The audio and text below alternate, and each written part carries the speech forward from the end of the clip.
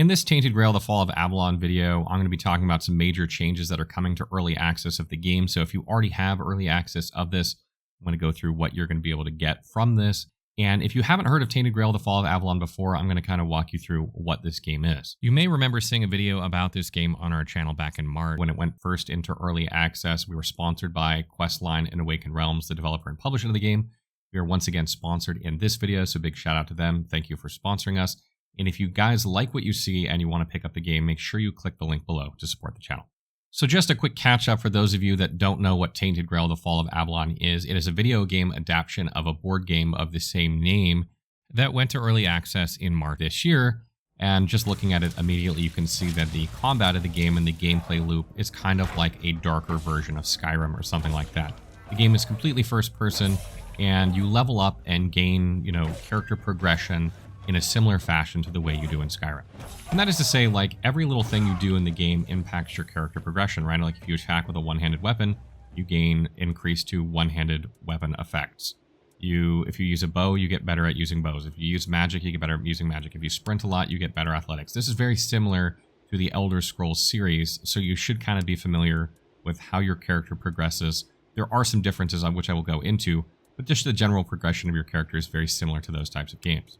You also have attribute points that give you passive benefits, and the more attribute points you have in a certain attribute, the more access to like perks or skills that you gain in that given attribute. And this is where things differ from Skyrim.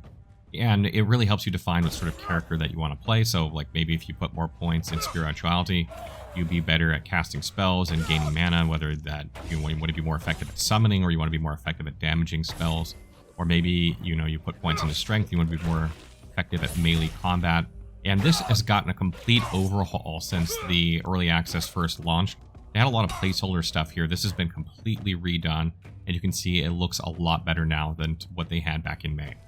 And one thing that I really love about this game, besides the sort of dark nature to it, it has a very dark tone that I really, really enjoy. It's not like a high fantasy game, it's more dark fantasy, is that it always feels like your character is constantly progressing. Everything you do in this game makes your character feel like it's getting stronger. So even just playing an hour, you're going to see a difference in your character than you saw the hour before, just passively increasing maybe your two-handed weapons if you're someone who likes to use two-handed weapons, or maybe you got a character level and now you have another perk point you can spend. Like, you're constantly gaining progress, and that doesn't even include like the equipment that can make your build. And the equipment of the game has undergone a complete overhaul since the first iteration back in May. There are a lot of new items to the game. Every item that currently existed, in the game has been rebalanced, tweaked. And they've added new spells and new equipment, new weapons, etc. So there are a lot of new things to find if you played earlier. Probably want to play again and see what's different. These are really fun to play around with, in my opinion. Every time you get like a unique piece of gear that has some benefit on it, you can see how it applies to your build. Whether you're finding a piece of equipment that increases your MP regeneration so you can cast more spells effectively, which is really important, in my opinion, for a combat caster, because it's really hard to have enough, mana to sustain spells in combat. So anytime you can find something that has like, more mana on it or more mana regeneration, it really, really impacts your build even just a little bit. And with this rebalancing of gear, they've also factored in new playstyles. For instance, stealth. There's like stealth gear you can get in the game because now you can sneak attack and sneak and steal stuff, and that can be a whole playstyle if you want to make a stealth archer. People love that. But there's like gear out there that makes it harder for enemies to detect you while you're wearing it, so you can be stealthier, which is great. You can dual wield now, so if you like to dual wield one-handed weapons, that's a thing. Or you can be fighting with your fists if you want to play like unarmed, like a monk type of play, or like a brawler.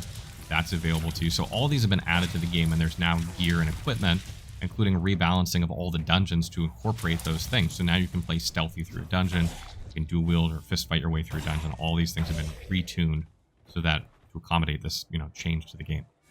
And along with that, they've also improved enemy AI. And I will say most of the AI I've seen feels similar to what I was playing before, but there are a couple places, notably further into the early access, where the AI is markedly better, and I was absolutely getting my butt whooped. You're going to see a lot of gameplay in this video where you're like, wow, the enemies don't look that hard. Keep in mind that this is the very beginning of the game, and as you get further, the enemy AI starts to play more of an impact, and they do get better. Like, they'll dodge your attacks and punish you with thrown weapon while you like swing, and like they're a lot more clever as you move further into the game, and I definitely noticed that in some parts. You won't notice it at the very beginning of early access, but as you get further into early access, you'll start to see it. And another thing they've added is new quests and NPCs. So not only do you have new gear, new play styles, new spells, new enemy AI, rebalancing of the dungeons, but you're going to have new characters to talk to, and you're going to have new quests to do. So there's actually quite a bit of new content if you haven't played in a while. And frankly, the voice acting of this game is actually pretty good in my opinion. Some of it is all over the place in terms of like the characters that they have, but really, as an indie game, I'm actually pretty impressed with the voice dialogue. What they've done. Every character is voiced, which is impressive in itself. Most of them are done incredibly well for an indie studio. And, there's a lot of games out there right now that don't do fully voiced still, and there's a lot of games that do, and they do them badly. And if you're going to do voices, you might as well do them well, because you might as well not do them at all. And they do a good job here, I think, for the most part. So that's definitely a plus point of this game. They've also introduced their theft system along with stealth. So now you can steal things, and items in your inventory are marked as stolen. I have not been caught stealing, so that's not something I have a lot of experience with, but I'm assuming there are penalties and you go to prison, some sort of system like that in place, because why else would they be marked stolen in your inventory? So there's also that. It's the first iteration. It's not the final iteration, so I'm sure that their theft system will, probably vary a bit by the time the game is fully completed. But there is something to that effect in the game right now. And another thing they've added to the game is fishing. This is something I haven't got to explore a lot since I played the current iteration. I didn't do a lot of fishing. I wasn't able to find a fishing pole or didn't go buy one and go fishing. But I know people really enjoy fishing in sort of open world exploration type games. So it is there if you want to do it. If you don't like fishing, fine. And the last thing I want to mention is the graphical improvements of the game and the performance. This is something that definitely needed work in my opinion. The graphics of the game in its previous version back in May were not great in my opinion. They weren't terrible, but they could be a lot better. And we were having all kinds of performance problems when we were playing before, trying to hold a stable frame rate while also the game didn't look that great. This current iteration 0.6 is a lot better in my opinion. Not only does the game look better, its performance is better, and I definitely noticed a marked improvement from what I played before. And I think that's great. I mean, this game is supposed to come out sometime next year, like the end of next year. So there's a lot of time for them to work on this, between now and then on all these systems, obviously.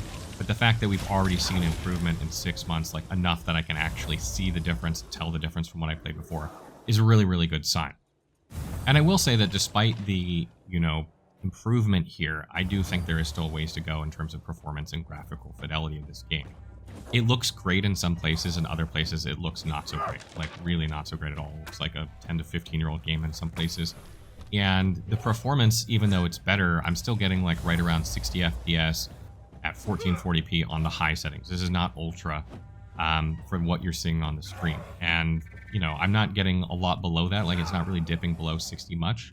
Maybe here and there when it's loading something, like it'll grab for a second. But in terms of like dropping below 60, it's really not happening. But I have a 3080 Ti and a beastly system. So if you're playing on like a 2070 or 2080 or something like that, you're not even gonna be able to run it at the quality you're seeing on the screen. So I definitely think they have a ways to go in terms of improvement. This is again something I mentioned in a previous video, but they have made a lot of strides.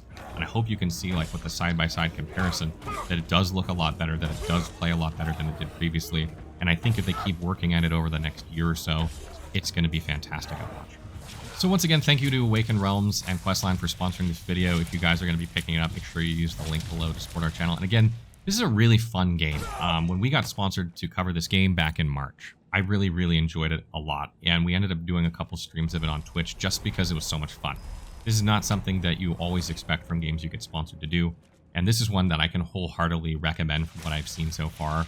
And I really like the direction that it's going. And it's one of those games that just has some sort of magic about it. It's not something that's inherently obvious when you first see it, but if you play it, it's a game that you just can't help but kind of fall in love with. It's a game like Skyrim, but it's darker, it's grittier, has the Arthurian lore to it, which I really love, and highly recommend checking it out.